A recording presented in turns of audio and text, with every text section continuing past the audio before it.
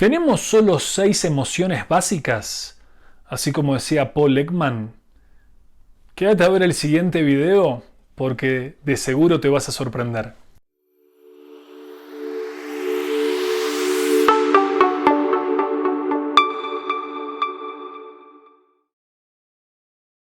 Hola, mi nombre es Francisco Cubugliari. Te doy la bienvenida a esta serie de videos en las cuales continuamos descifrando mitos, continuamos buscando la información y la evidencia última que hay para llegar a conclusiones diferentes de las cuales quizás hasta el momento creíamos como ciertas y que hoy ya podemos pensarlas o reflexionarlas de una manera diferente para nuestra vida. Mientras tanto, acordate, suscríbete, activa la campanita, comentá, pon el like, compartí lo que vos quieras. Así seguimos compartiendo juntos. En el día de hoy se lo vamos a dedicar a las emociones básicas. A las emociones básicas que se han desarrollado por Paul Ekman en la década del 60 y que hoy se está tomando de una manera diferente. Porque te voy a ir adelantando.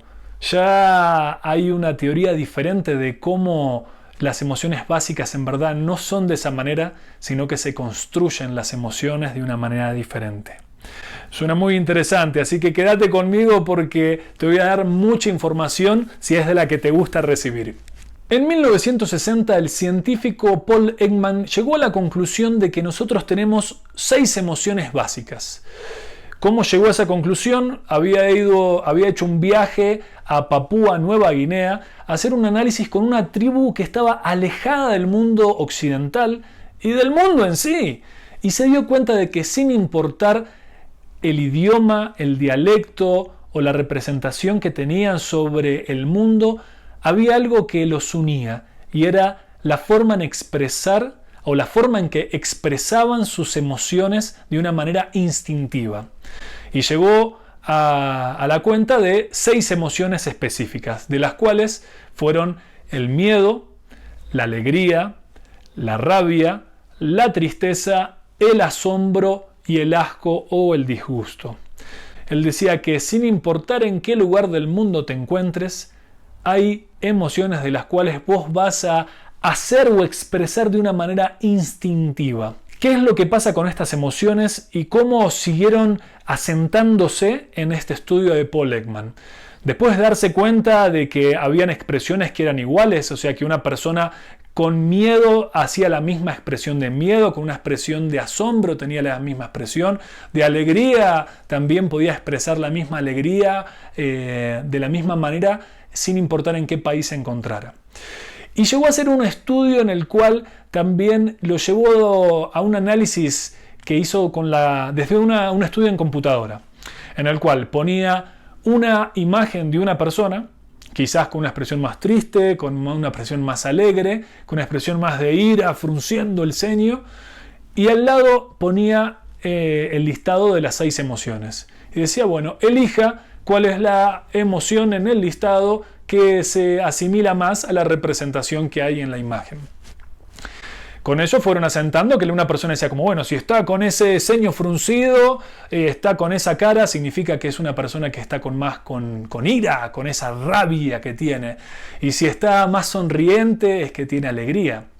Pero también hay algo, y es que hoy por hoy podemos hacer un análisis un poco más detallado de que esas emociones, ese listado, llevaban a lo que se conoce como una elección forzada. Una elección forzada porque haciendo un estudio científico, y si tenés este multiple choice, la respuesta tiene que ser alguna de ellas. No hay una opción diferente que esas de ahí. Y llevaba a forzar la elección de la persona en relación a la imagen que veía. Fueron haciendo otro análisis, decían como, bueno, hay 2 caras. Una por ahí estaba más alegre y otra estaba más triste.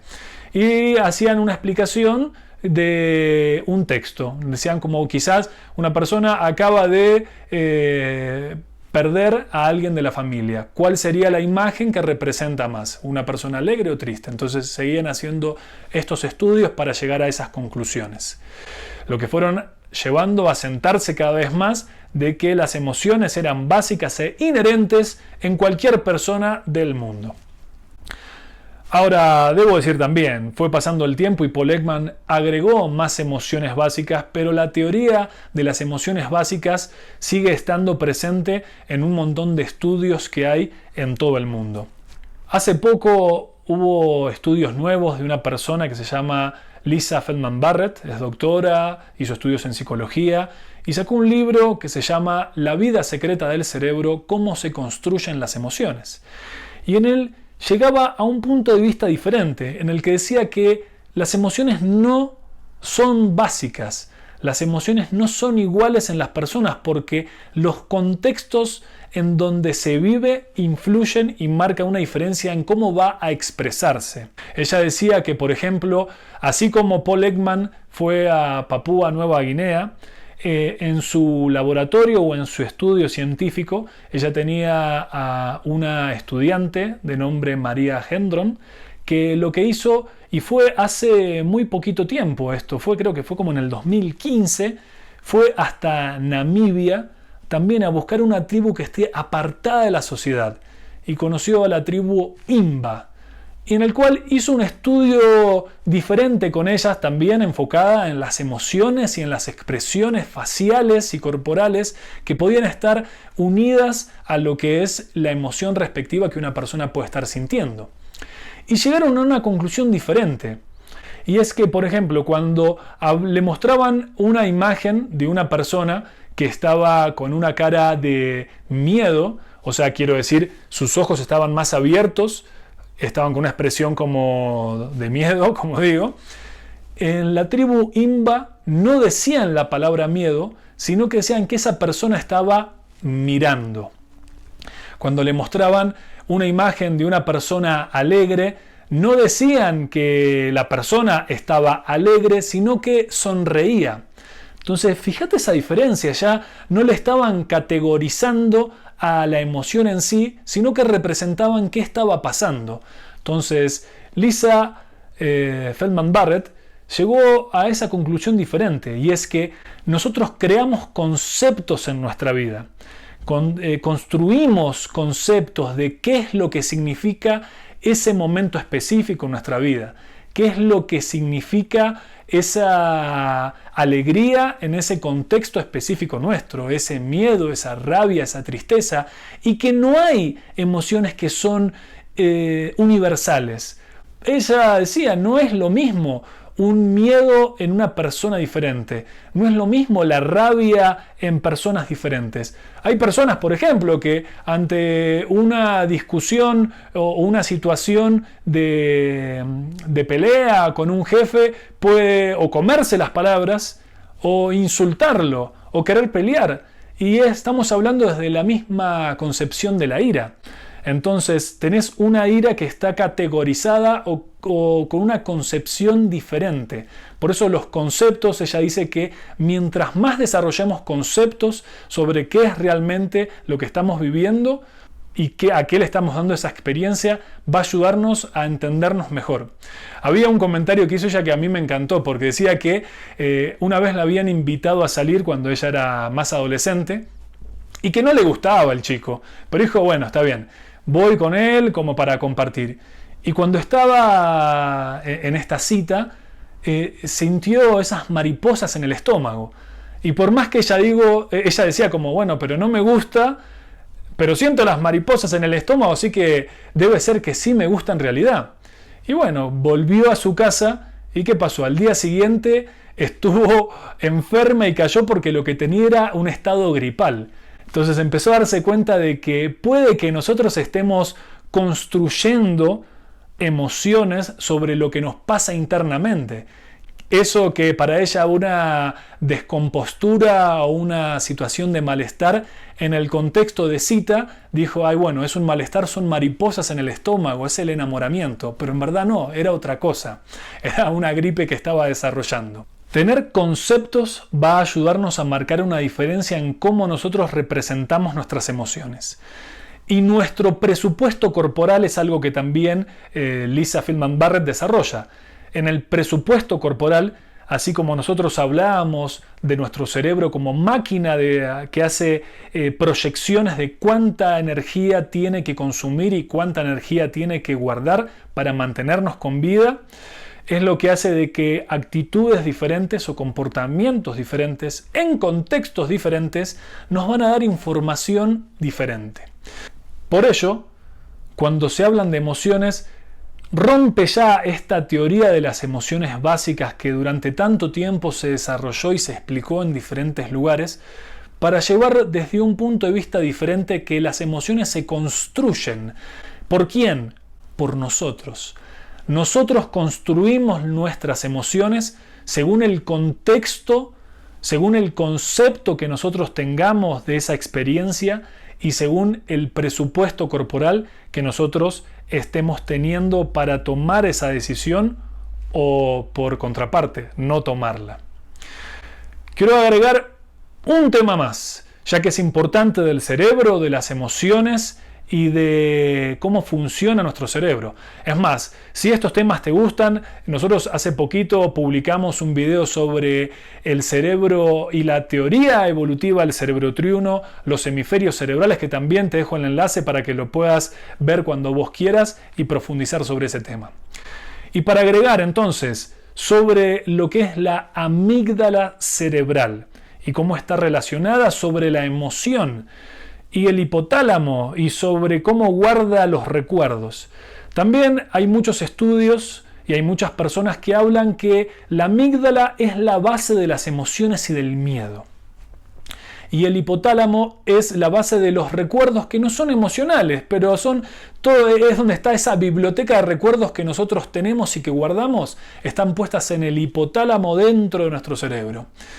La amígdala cerebral, por contraparte, guarda recuerdos de los cuales son más emocionales. Hay un último estudio que es alucinante, es fantástico.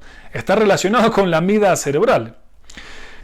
Se trata de un estudio que hicieron con una persona que la definieron como la paciente SM.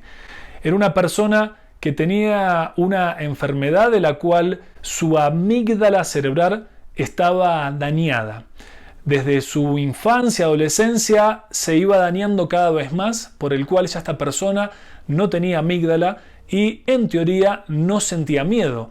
En su estudio, la llevaron a una casa embrujada y ella no sentía miedo. La hicieron ver películas de terror y no sentía miedo. La llevaban para que toque serpientes, víboras, arañas y ella lo hacía con total normalidad. Desde esta parte decían como, bueno, evidentemente ella no experimenta el miedo. Para ir un poco más allá, quisieron hacer un estudio diferente con ella y la llevaron cuidadosamente a un lugar, a una sala donde empezaron a reducir la cantidad de porcentaje de oxígeno en el aire que había. Aumentaron el porcentaje de dióxido de carbono, cuidando la salud de ella en todo momento. Y se dieron cuenta de algo, y es que si bien ella, por no tener amígdala cerebral, no sentía el miedo, su cuerpo y su voz sí, porque al bajar este porcentaje de oxígeno, su cuerpo se puso nervioso y ella empezó a estar nerviosa corporalmente y en la forma en que hablaba estaba nerviosa. Lo que quiere decir, y lo que llevó a la conclusión este estudio espectacular que hicieron, fue que la paciente SM sí llegaba a experimentar miedo aún teniendo la amígdala cerebral dañada. ¡Qué cantidad de cosas que vimos hoy, ¿eh? Así que bueno, resumiendo, vimos el estudio que hizo Paul Ekman con la tribu en Papúa Nueva Guinea, que decía el miedo, la alegría, la rabia, la tristeza, el asco y el asombro. Cómo igual después se agrandaron estas emociones, pero igual se categorizaron como básicas e inherentes a todas las personas, hasta los estudios que hicieron con Lisa Feldman Barrett en la tribu de Namibia, la tribu Imba, en el cual llegaron a la conclusión que las emociones están construidas por nosotros según los conceptos y según el presupuesto corporal. Y agregamos también la explicación de la amígdala cerebral como base del recuerdo emocional o del miedo, y cómo con la paciente SM vimos que una persona aún con una amígdala dañada igual podía sentir o experimentar lo que era el miedo. Así que espero que este video te haya gustado. Así que acordate de suscribirte, de poner like, de comentar, de compartir, de lo que vos quieras escribir, que yo te voy a contestar. Y nos vemos en el siguiente video.